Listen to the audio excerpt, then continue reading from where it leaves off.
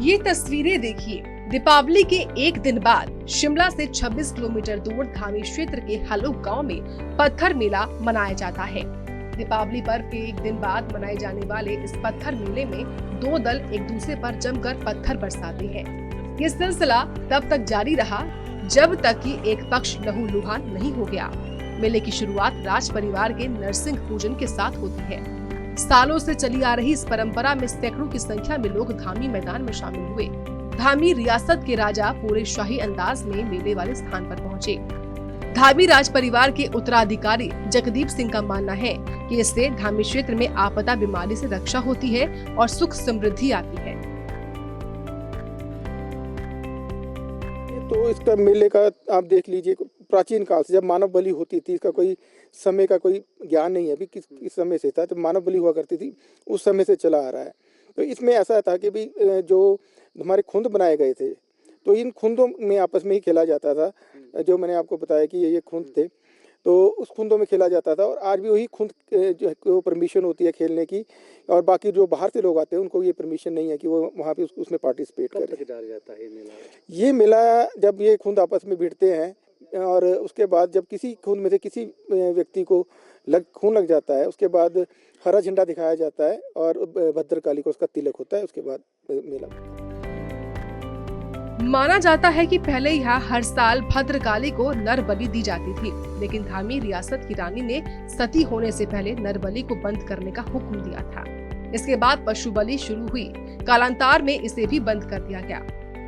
उसके बाद फिर पत्थर का मेला शुरू कर दिया गया। मेले में पत्थर से लगी चोट के बाद जब किसी व्यक्ति का खून निकलता है तो उसका तिलक मां भद्रकाली के चबूतरे में लगाया जाता है।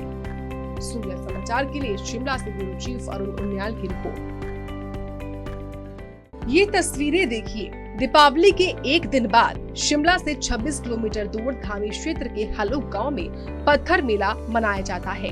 दीपावली पर्व के एक दिन बाद मनाए जाने वाले इस पत्थर मेले में दो दल एक दूसरे पर जमकर पत्थर बरसाते हैं।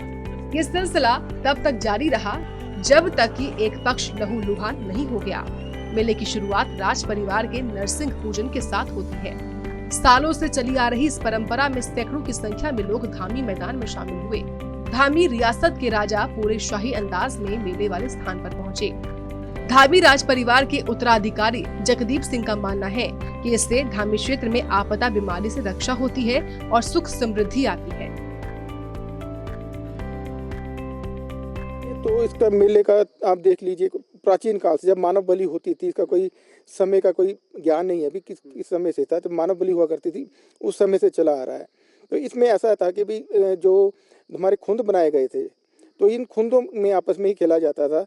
जो मैंने आपको बताया कि ये खुंद थे, तो उस खुंदों में खेला जाता था। और आज भी वही खुंद जो परमिशन होती है खेलने की, और बाकी जो बाहर से लोग आते हैं उनको ये परमिशन नहीं है कि वो वहाँ पे उसमें पार्टिसिपेट करें। कब तक डाला जाता है ये मेला जब ये खुंद आपस में भिड़ते हैं, और उसके बाद जब किसी खुंद में से किसी व्यक्ति को खून लग जाता है, उसके बाद हरा झंडा दिखाया जाता है और भद्रकाली को उसका तिलक होता है। उसके बाद मेला माना जाता है कि पहले यहाँ हर साल भद्रकाली को नर बलि दी जाती थी, लेकिन धामी रियासत की रानी ने सती होने से पहले नर बलि को बंद करने का हुक्म दिया था। इसके बाद पशु बलि शुरू हुई। कालांतर में इसे भी बंद कर दिया गया। उसके बाद फिर पत्थर का मेला शुरू कर दिया गया।